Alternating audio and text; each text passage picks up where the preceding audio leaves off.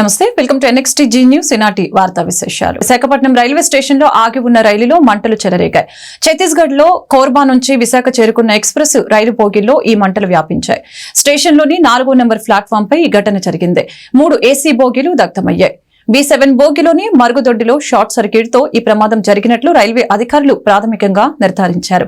దీంతో B7 బోగి పూర్తిగా B6 MA బోగీలు పాక్షికంగా దగ్ధమయ్యాయి. ఘటన జరిగిన సమయంలో రైలులో ప్రయాణికులెవరూ లేకపోవడంతో పెను ప్రమాదం తప్పింది. రైల్వే సిబ్బంది అక్కడికి చేరుకుని మంటల్ని అదుపులోకి తీసుకువచ్చేందుకు చర్యలు చేపట్టారు. అగ్ని ప్రమాదం ఘటనలో ఎలాంటి ప్రాణ నష్టం లేదని విశాఖ సంయుక్త సిపి ఫకీరప్ప తెలిపారు. రైలులో నుంచి ప్రయాణికులందరూ దిగిపోయారని చెప్పారు. నేడు ఉదయం 10 గంటలకు మంటలు చెలరేగాయని తెలిపారు. వెంటనే రైల్వే సిబ్బంది పోలీసులు అప్రమత్తమయ్యారని తెలిపారు. 4 అగ్నిమాపక యంత్రాల ద్వారా మంటలు ఆర్పారని చెప్పారు. దగ్ధమైన బోగీలను రైల్వే నుంచి వేరు చేసి తరలిస్తున్నట్లు పేర్కొన్నారు. అగ్ని ప్రమాద ఘటనపై రైల్వే సిబ్బంది పరిశీలిస్తున్నారని ఫకీరప్ప వివరించారు. ఏపీని గత ప్రభుత్వం సర్వనాశనం చేసిందని బీజేపీ ఎమ్మెల్యే ఆది నారాయణ రెడ్డి విమర్శించారు. విజయవాడలో నిర్వహించిన మీడియా సమావేశంలో ఆయన మాట్లాడారు. రాష్ట్రంలో గత 5 ఏళ్లలో అభివృద్ధి కుంటుపడిందని తెలిపారు. వైసీపీని ప్రజలు తిరస్కరించారని పేర్కొన్నారు. ఆ పార్టీ వాళ్లు మళ్లీ అధికారంలోకి వస్తామని గొప్పలు చెబుతున్నారని ఎద్దేవా చేశారు. జగన్ ను పులివెందులలో కూడా ఓడిస్తామని అన్నారు. రాష్ట్రానికి పరిశ్రమలు రాబోతున్నాయని, సంక్షేమ పథకాలు 100% అమలు చేస్తామని తెలిపారు. ప్రధాని మోదీ నేతృత్వంలో రాష్ట్రంలో అభివృద్ధి పనులు జరుగుతున్నాయి. పోలవరం బాధ్యత తమదేనని కేంద్రం చెప్పింది. అమరావతికి 15,000 కోట్లు కేటాయించారు. 5 ఏళ్ల వైకాపా పాలనలో 5 లక్షల కోట్లు దోచేశారు. జగన్ ఒక్కరే 2 లక్షల కోట్ల దోపిడీ చేశారు. వైసీపీలో మిగిలిన నేతలు 3 లక్షల కోట్లు దోచేశారు. అక్రమాలకు పాల్పడిన వైకాపా నేతలంతా జైలుకు పోవటం ఖాయం.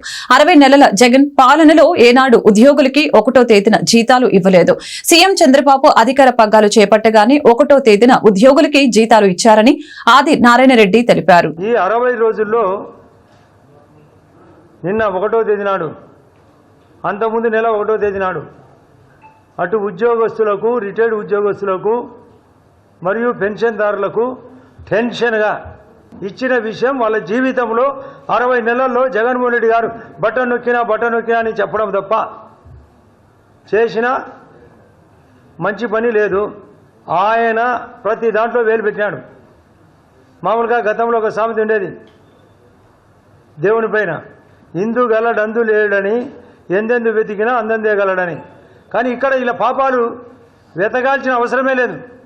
ప్రతి దాంట్లో అంగడి పెట్టినారు. సూపర్ మార్కెట్, జగన్మోహన్ రెడ్డి గారు పెద్ద మార్కెట్లు, వాళ్ళ ఎంపీలు ఎమ్మెల్యేలు చిన్న మార్కెట్లు, ఇంకా చిన్న నాయకులు చిల్లర మార్కెట్లు. తక్కువలో తక్కువ 2 లక్షల కోట్లకు పైగా తిన్నాడు జగన్మోహన్ రెడ్డి. మిగతా అందరూ కలిసి 2-3 లక్షల కోట్లు తిన్నారు. ఈ రాష్ట్రాన్ని సర్వనాశనం చేశారు. అభివృద్ధి అనేది కుంటుపడింది. వాళ్ళు ఏమన్నారు, వైనాట్ 175 ఎమ్మెల్యేలు, 25 ఎంపీలు, 200కు గాను 15 మాత్రమే స్కోర్, 6% మాత్రమే ఎమ్మెల్యేలు. మాకు 164 ఎమ్మెల్యేలు, 21 ఎంపీలు వస్తే 185 మా వైపు, 15 మాత్రమే అటువైపు వచ్చినాయి. ఈసారి 1 నుంచి 9 వస్తాయంటే అంకెల ప్రకారం సైంటిఫిక్గా, మ్యాథమెటికల్గా ఈసారి మాకు 200, మీకు 0 అని అర్థం. జగన్మోహన్ రెడ్డిని కూడా ఓడిస్తాం పులివెందులో. ఆ జగన్మోహన్ రెడ్డిని వెంటబడి పిచ్చి కుక్కను కొట్టినట్టు పులివెందులో కూడా కొట్టబోతున్నారు. కొందరు జైల్లో ఉన్నారు, కొందరు బెయిల్ మీద ఉన్నారు. జగన్మోహన్ రెడ్డి గారు మాత్రం గాల్లో తిరుగుతున్నాడు. మీరు ఖచ్చితంగా అందరూ జైలుకు పోయే పరిస్థితి వచ్చింది. పెద్దిరెడ్డి గారితో సహా ఫైళ్లు కాలుస్తారు. ఎన్నో చెత్త కుండీల్లో దొరుకుతాయి, నీళ్ళల్లో కాలువలలో దొరుకుతాయి. మేమేమి చేయలేదని ప్యూర్ గోల్డ్ మాదిరి చెప్తారు. దొరికినారు కదా, రైడింగ్స్ జరుగుతున్నాయి కదా. సిబిసిడికి కొన్ని, ఏసీబీకి కొన్ని. 40 లక్షల కంటే ఫ్రాడ్ ఎక్కువైతే ఈడీ కూడా ఎంటర్ అవుతుంది. వీళ్ళు ఒక్క లిక్కర్లోనే ఏదో కేజ్రీవాల్ గారు అక్కడ మహా అంటే 1,000 కోట్ల పుణ్యానికి అందరూ జైలుపాలు. వాళ్ళ ముఖ్యమంత్రి గారు, వాళ్ళ ఉప ముఖ్యమంత్రి కవితమ్మ గారు. ఇక్కడ 1,00,000 కోట్ల స్కామ్, కుక్క దొరికినట్టు దొరుకుతారు, ఎరి కుక్క భారతదేశం అంటే గుర్తుకు వచ్చేది చీరకట్టు సాంప్రదాయమని హోంమంత్రి వంగలపూడి అనిత తెలియజేశారు. చేనేతను ప్రోత్సహిస్తూ the spirit of Vizag society ఆధ్వర్యంలో విశాఖ బీచ్ రోడ్ లో ఆదివారం శారీ వాక్ నిర్వహించారు. సుమారు 8,000 మంది మహిళలు, విశాఖ యువతులు ఇందులో పాల్గొన్నారు. ఈ సందర్భంగా మంత్రి మాట్లాడారు. చీరలో అమ్మతనం, కమ్మదనం ఉంటుందని తెలిపారు. భావితరాలు ఈ సాంప్రదాయాన్ని కొనసాగించాలని కోరారు. మహిళలకి స్ఫూర్తినిచ్చే ఇలాంటి కార్యక్రమం నిర్వహించిన నిర్వాహకులకి ప్రత్యేక అభినందనలు చెప్పారు. చీర నేయటంలో చేనేత కార్మికుల కష్టం ఉంటుందని పేర్కొన్నారు. నేతన్నలు ఇప్పటికీ చాలా ఇబ్బందులు పడుతున్నారని అన్నారు. వారి జీవితాల్లో వెలుగులు నింపేందుకు రాష్ట్ర ప్రభుత్వం కృషి చేస్తుందని అనిత తెలిపారు.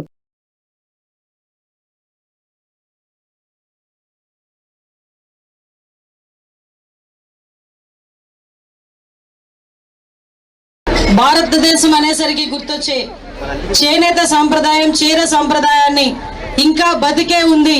మేమందరం కూడా చేనేత కార్మికులకు అండగా నిలబడతామని విశాఖ వేదికగా విశాఖ మహిళలే కాకుండా చుట్టుపక్కల ఉన్న మహిళలందరూ కూడా ఇక్కడికి చేరి చేనేత కార్మికులకి మీరు ఇస్తున్న ఒక మంచి బహుమతికి మీ అందరికీ కూడా శిరస్సు వంచి పాదాభివందనం చేస్తున్నా.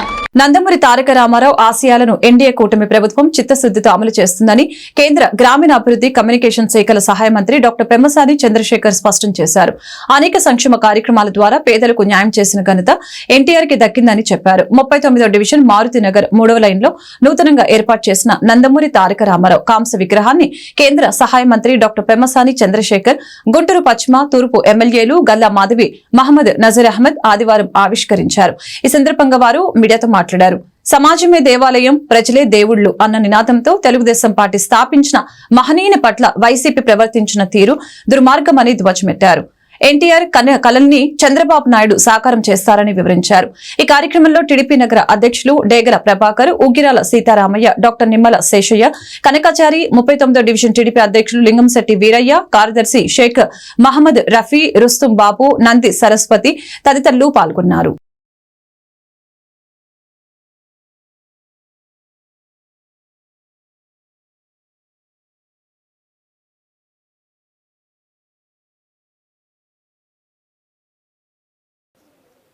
పేదవాళ్ళకి నిజంగా న్యాయం జరిగే విధంగా తోడ్పడినటువంటి అన్న నందమూరి తారక రామారావు గారి విగ్రహం ఆవిష్కరించుకోవడం అనేది మా అందరికీ కూడా చాలా ఆనందంగా ఉంటుంది. ఇలాంటి విగ్రహాలు ఆవిష్కరించినప్పుడు ప్రజాప్రతినిధులు కానీ ప్రజలు కానీ అన్నగారు ఏ ఆశయాలతో అయితే తెలుగుదేశం పార్టీని ఆ రోజు స్థాపించారో ఆ ఆశయాలన్నీ ఒకసారి గుర్తు చేసుకోవాల్సినటువంటి సమయం ఇలాంటివి వచ్చినప్పుడు అదేవిధంగా గుర్తు చేసుకోవడమే కాకుండా వాటిని తూచా తప్పకుండా పాటించడం అనేది మా అందరికి బాధ్యత కూడా. ఈ విధంగా ఇంకొకసారి ప్రజలకు మేము చెప్పేది ఏంటంటే అన్నగారి ఆశయాల్ని ముందుకు తీసుకువెళ్ళటంలో తప్పనిసరిగా ప్రయత్నం చేస్తామని, దానికి తగ్గట్టుగా మీ అందరికీ కూడా మాట ఇస్తున్నామని తెలియజేసుకుంటూ ఈ కార్యక్రమాన్ని ఆర్గనైజ్ చేసినటువంటి వీరయ్య గారికి అందరికీ కూడా నా హృదయపూర్వక కృతజ్ఞతలు. Thank you. రక్తదానం చేసి మరొకరికి పునర్జన్మనివ్వటం కూడా ఒక మహోన్నతమైన కార్యక్రమమని గుంటూరు పశ్చిమ ఎమ్మెల్యే గల్లా మాధవి వ్యాఖ్యానించారు. నేటి ఆధునిక ప్రపంచంలో అన్నిటినీ కృత్రిమంగా సృష్టించుకున్నామని, కానీ రక్తం మాత్రం అలా దొరకదని, తోటి మనిషి నుంచే దొరుకుతుందని అన్నారు. ప్రతి ఒక్కరూ సామాజిక బాధ్యతగా స్వచ్ఛందంగా రక్తదానం చేయాలని పిలుపునిచ్చారు.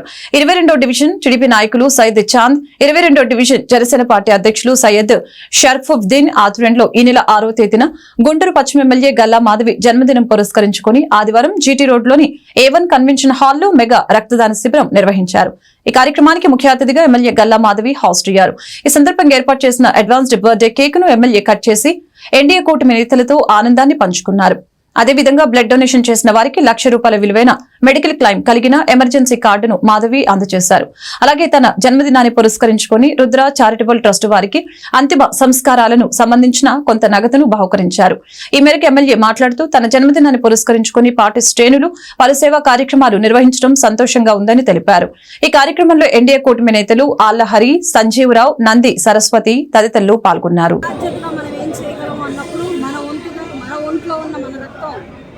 ఫోటో కొట్టనా నిజంగా చాలా రోజు లక్షలు దానం చేస్తేనే అది దానంలాగా ఎప్పుడు అవ్వదు. మన వంతుగా మనం ఏం చెయ్యొచ్చు అన్న ప్రతిదీ కూడా ఒక అద్భుతమైన విషయమే.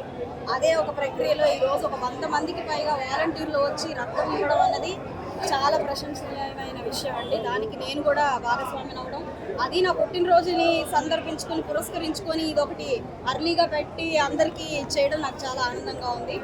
ఏ ఒక్కరికైనా అవసరం వచ్చినప్పుడే దాని విలువ ఏంటో బాగా తెలుస్తుంది.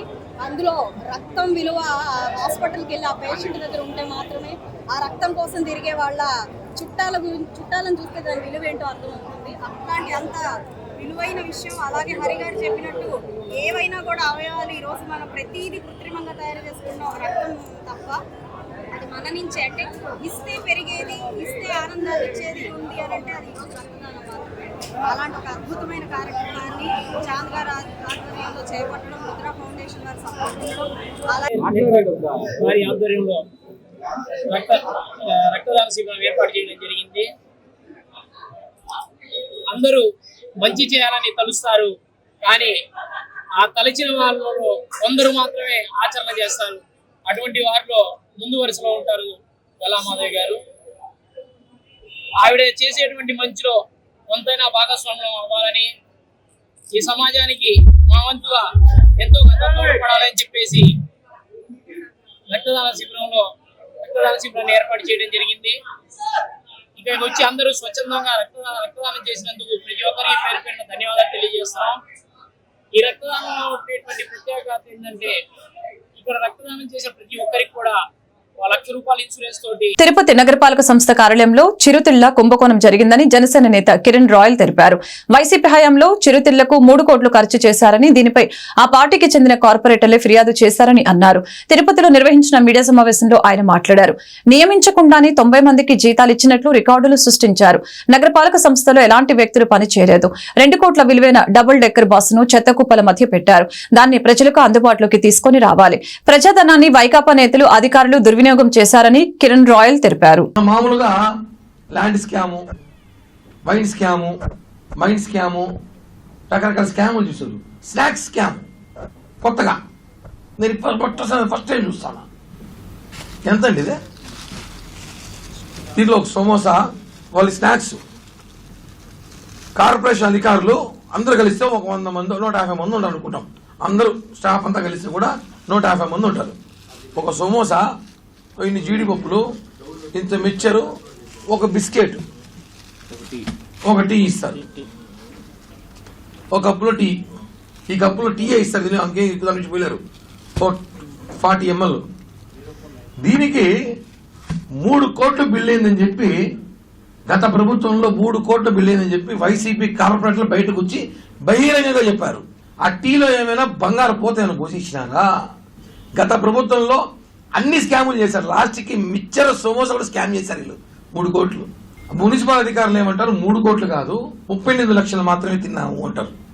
ఇంకో అధికారి 1,50,00,000కే తిన్నామంటారు. వైసీపీ కార్పొరేటర్, స్వయాన కార్పొరేటర్లు బయటకు వచ్చి 3 కోట్ల స్నాక్స్ అంటారు. 90 మందికి 25,000 చొప్పున జీతాలు ఇచ్చారు. 25 నెలలు ఇచ్చారు. ఎక్కడున్నారు వాళ్ళందరూ? ఒకరన్నా విచారిస్తే ఎక్కడ తెలుసా? హెల్త్ ఆఫీసర్ ఇంట్లో 2 పనులు, మెడికల్ ఆఫీసర్ ఇంట్లో 2 పనులు, టౌన్ ప్లానింగ్ ఆఫీసర్ ఇంట్లో 2 పనులు, డిఈలు, ఏఈలు, వాటర్ ఇరిగేషన్ డిపార్ట్మెంట్ పనిచేసే వాళ్ళు 2 పనులు. ఇంతమంది పనులు మీరు ఇళ్లలో పెట్టుకొని, మీరు ఇంట్లో పని చేయించుకొని, మీ ఇంటికి పని కూడా ప్రభుత్వ డబ్బులతో, అంటే మా డబ్బులతో మీరు జీతాలు జల్సాలు చేశారు.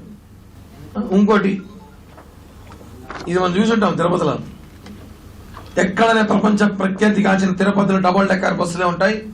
అందరూ రోడ్ ఎక్కి తిరగచ్చు, దీని మీద తిరుపతిని ఆస్వాదించచ్చు అని చెప్పి దీన్ని ఓపెన్ చేశారు. ఒక బస్సు ₹2 కోట్ల బస్సు. ఇది ఎక్కడుంది బస్సు ఇప్పుడు తెలుసా? గోవిందధామం పక్కన షెడ్లో ఉంది. పాత బండ్లు, మున్సిపల్ ఆఫీస్ టీటీడీకి సంబంధించిన పాత బండ్లు ఆడ పడేసి ఉంటారు, చెత్త బండ్లు. ఆ చెత్త బండ్లో డబుల్ డెక్కర్ బస్సుని వేసేశారు. ఈ బస్సు కోసం ఎంత ఆర్భాటం చేశారు, ఓవరాక్షన్ మనం చూసుంటాం.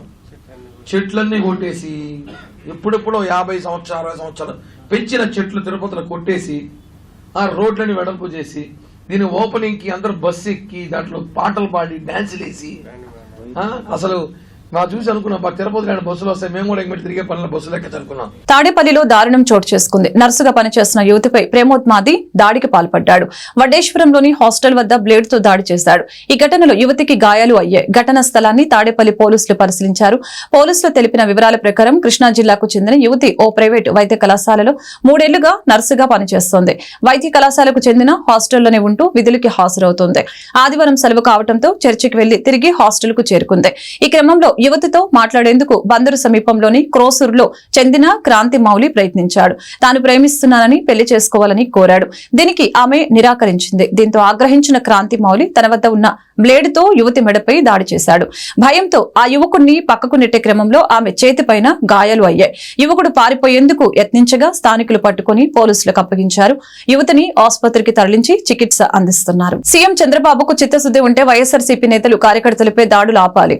దాడులకి కారణమైన నిందితుల్ని శిక్షించాలని డిమాండ్ చేశారు. మాజీ ప్రభుత్వ విప్ సామినేని ఉదయభాను. అలాగే చాలా ఘటనల్లో కనీసం ఎఫ్ఐఆర్ కూడా నమోదు చేయటం లేదని కామెంట్స్ చేశారు. కాగా మాజీ ఎమ్మెల్యే ఉదయభాను ఆదివారం మీడియాతో మాట్లాడారు. కౌంటింగ్ జరిగిన నాటి నుంచి టీడీపీ నేతలు ఇష్టానుసారంగా దాడులు చేస్తున్నారు. రాష్ట్రంలో మాదే ప్రభుత్వం మాదే రాజ్యం అనేలా విర్రవీగుతూ ఉన్నారు. గత 5 ఏళ్లలో జగ్గేపేటలో టీడీపీ నేతలపై ఒక్క కేసు కూడా నమోదు కాలేదు. ఈ 2 నెలల్లో వైఎస్ఆర్సీపీకి చెందిన 15 మందిపై దాడులు చేశారు. రోడ్డుపై ఎవరు తిరగకూడదనేలా వ్యవహరిస్తున్నారని తెలిపారు. శ్రీనివాసరావు గాని అలానే మధు వాళ్ళ సోదరుడు మధు కూడా అనేక సార్లు పోలీసులు కూడా తెలియజేయడం జరిగింది. అయినప్పుడు కూడా ఎటువంటి చర్యలు లేవు. మరి ఇవాళ ఏదైతే గింజుపల్లి శ్రీనివాసరావు మీద హత్యాయత్నం జరిగిందో ఆ ముద్దాయిలు తండ్రిని చెప్పిన ముద్దాయిలే మళ్ళీ కొడుకు మీద ముద్దాయిలుగా ఉన్నారు. కొడుకు మీద దాడి చేసిన వాళ్ళే ఉన్నారు. కాబట్టి తప్పకుండా పోలీసులు ఇవాళ చంద్రబాబు నాయుడు గారు ఎక్కడా మీ దాడులు ఉండవు, హింస అనేది ఉండదు అని చెప్పి ఒక పక్క ముఖ్యమంత్రి గారు మరి స్టేట్మెంట్స్ ఇస్తూ ఉన్నారు. అయినప్పుడు కింద క్షేత్రస్థాయిలో ఆ విధంగా జరగట్లా. ఇవాళ ఎమ్మెల్యేలు కానీ కింద నాయకులు కానీ అందరూ కూడా ప్రోత్సహిస్తారు, హింసను ప్రోత్సహిస్తూ ఉన్నారు, దాడులను ప్రోత్సహిస్తూ ఉన్నారు. వైఎస్ఆర్సీపీ అంటే కొట్టిరండి అని చెప్పి అన్ని నియోజకవర్గాల్లో ప్రోత్సహిస్తూ ఉన్నారు. కాబట్టి వెంటనే ప్రభుత్వం ఈ దాడుల్ని మరి ప్రోత్సహించుకుని వెంటనే దాడులు ఆపాలి. లేకపోతే మేము కూడా మరి ప్రతిచర్య ఉంటుంది మాకు కూడా. తప్పకుండా అటువంటి దాడులు లేకుండా ఆపాలని చెప్పి ప్రభుత్వాన్ని మేము కోరుకుంటున్నాం. ఇవాళ ఏదైతే గింజుపల్లి శ్రీనివాసరావుని రాత్రి హత్యాయత్నం చేశారో మరి వారి మీద పీడీ యాక్ట్ కూడా పెట్టాలి. మళ్ళీ ఇటువంటి దాడులు జరగకుండా ప్రభుత్వం కట్టుదిట్ట చర్యలు తీసుకోవాలని చెప్పి మేము ప్రభుత్వం డిమాండ్ చేస్తూ ఉన్నాం. అదే గ్రామంలో మధు ఉన్నారు, ఆ సోదరుడు మధు. మరి వీరు కూడా ఆ రోజు 2009లో 14 సంవత్సరాల క్రితం వారి తండ్రి ఏదైతే హత్య గావించబడ్డారో దానికి సాక్షిగా ఉన్నారు. మరి ఆ పోలీస్ ఛార్జ్షీట్లో సాక్షిగా ఉంటే ఆ పోలీసు వేసిన ఛార్జ్షీట్లో ఇతను సాక్షిగా ఉన్న కొడుకును కూడా పేరు తీసేశారు సిబిసిఐడి వాళ్ళు. కాబట్టి సిబిసిఐడి ఆ రోజు వేసిన కేసుని తీసివేసి మళ్ళీ పోలీసునే ఈ కేసుని తిరిగి విచారించి ఎవరైతే ముద్దాయిలు ఉన్నారో, ఎవరైతే గింజుపల్లి వీరయ్య గారిని చంపిన నిజమైన ముద్దాయిలు ఉన్నారో మరి వారిని ఆ పోలీసు తిరిగి దీని కేసుని విచారించి ఆ సిబిసిఐడి కేసుల్ని లేకుండా ఇవాళన్న పోలీసు, ఇవాళన్న తెలుగుదేశం ప్రభుత్వం ఆ కేసుని విచారించి ఆ దోషులను శిక్షించాలని చెప్పి మేము ప్రభుత్వాన్ని కోరుతున్నాం. మాకు నిజం కావాలి, శిక్ష ఎవరైతే చంపారో వారి మీద శిక్ష పడాలని చెప్పి కోరుకుంటున్నాం. సిబిసిఐడి చేసిన కేసులో చాలామంది సాక్షులను తీసేశారు. మరి వారి కుమారుణ్ణి తీసేశారు సాక్షిగా, సొంత కుమారుణ్ణి సాక్షిగా తీసేశారు. అంటే సిబిసిఐడి చేసే కేసులు తీసివేయాలనే ఉద్దేశంతో మరి ఇన్ని సంవత్సరాల నుంచి కూడా హైకోర్టులో కేసులు వేసి వారి కుమారుడు శ్రీనివాసరావు హైకోర్టులో కేసు వేసి ఆ సిబిసిఐడి కేసు మాకు వద్దు, పోలీసు వేసిన కేసుని విచారించాలని చెప్పి వారి కుమారుడు కూడా పోరాడుతూ ఉన్నారు గత 10 సంవత్సరాల నుంచి. కాబట్టి తప్పకుండా పోలీసు దీన్ని తిరిగి విచారించి కేసుని నిజమైన దోషుల మీద శిక్ష పడేలాగా చర్యలు తీసుకోవాలని చెప్పి ఇవాళ తెలుగుదేశం ప్రభుత్వాన్ని కూడా మేము డిమాండ్ చేస్తా ఉన్నాం.